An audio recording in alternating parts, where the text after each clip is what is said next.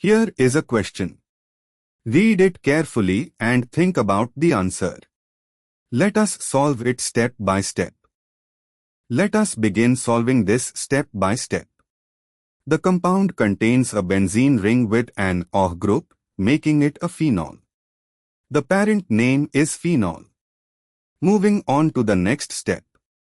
There is a bromine, Br, substituent and a chlorine, Cl, substituent on the ring, in addition to the OH group.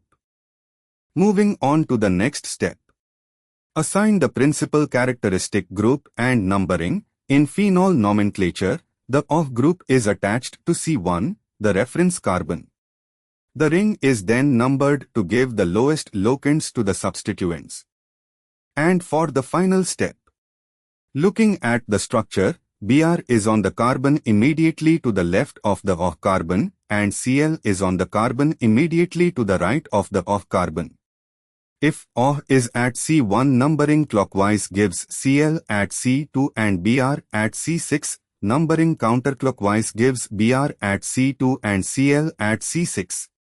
Both directions give locants, 2, 6, for the two substituents, so we apply alphabetical order as a tiebreaker. Bromo comes before chloro alphabetically, so Br should get the lower locant C2 and Cl gets C6. This corresponds to numbering counterclockwise, Br at C2 close at C6. With OH at C1, Br at C2 and Cl at C6, the IUPAC name is 2-bromo-6-chlorophenol. Therefore, the correct answer is 2-bromo-6-chlorophenol. The correct answer is shown on screen.